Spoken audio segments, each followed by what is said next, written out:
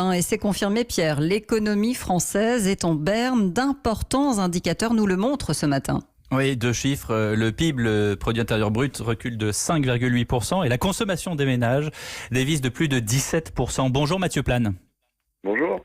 Directeur adjoint département analyse et prévision de l'OFCE. Là, donc c'est établi. Nous sommes en récession, mais on va où comme ça?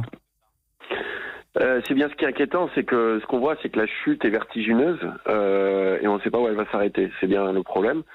On est dans des chiffres inconnus. On est vraiment en terrain inconnu de ce côté-là. On le voit sur le premier trimestre où on a -6, ce qui est du jamais vu depuis la fin de la Seconde Guerre mondiale sur un trimestre, alors même qu'on a eu que 15 jours de confinement.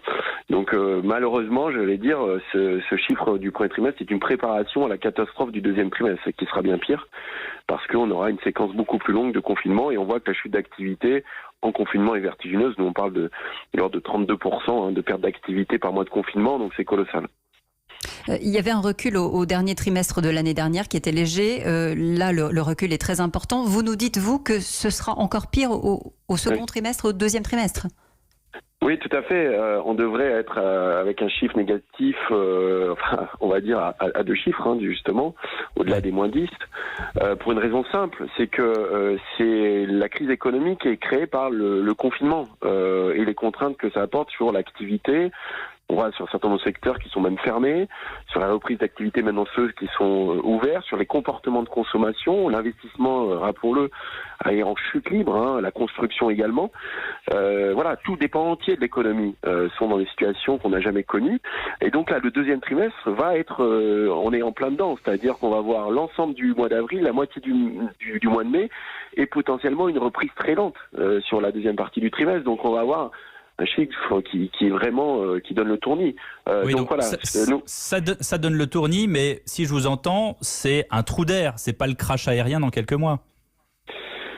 Alors je m'engagerai pas là-dessus, c'est-à-dire que j'espère que c'est un trou d'air. Mais si vous avez parlé de reprise.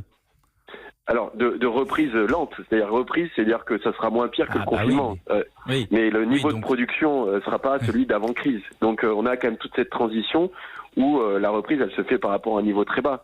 Donc, c'est-à-dire que la production, celle qui va reprendre, va pas, comment dirais-je, colmater tout le trou qui a été creusé jusqu'à présent, c'est ça?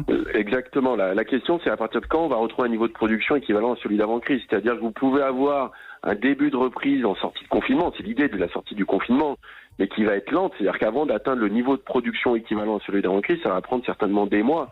Et donc, vous creusez un trou qui est important, durant lequel vous avez des risques de faillite importants pour beaucoup de secteurs qui ont des coûts fixes, qui doivent payer les loyers, par exemple, les commerçants qui ont encore des charges, etc., et qui vont être certainement pendant longtemps en sous-activité. Donc, vous avez cette problématique d'une course contre la montre. On perd 2 milliards d'activités de PIB par jour, donc c'est colossal. Donc, vous avez une contrainte qui est très forte, c'est d'une reprise d'activité assez rapide, mais avec les contraintes sanitaires qu'on connaît. Est-ce que ça signifie qu'il va falloir de toute manière réorganiser complètement notre économie et peut-être accepter de voir des pans entiers de l'économie disparaître? Alors justement, ça c'est vrai que c'est une question complexe. Je pense que là on est dans l'urgence, donc pour le moment c'est traiter l'urgence, faire en sorte que on limite au maximum les faillites et les plans de licenciement qui malheureusement risque d'être important. Donc c'est vraiment colmater la crise au maximum pour éviter ce qu'on appelle les dégâts structurels, faire que effectivement vous ayez des secteurs entiers qui se retrouvent avec des faillites nombreuses, des entreprises qui ferment, etc. Donc la question à plus long terme sera peut-être effectivement sur des choix budgétaires à faire et même dans les recapitalisations, quelle entreprise vous sauvez ou vous sauvez pas.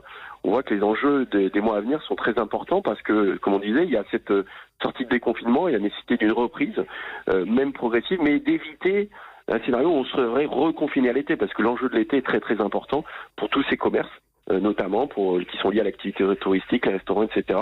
Donc les 2 prochains mois, il faut qu'il y ait un véritable équilibre entre reprise économique, même lente, et éviter à nouveau un pic épidémique.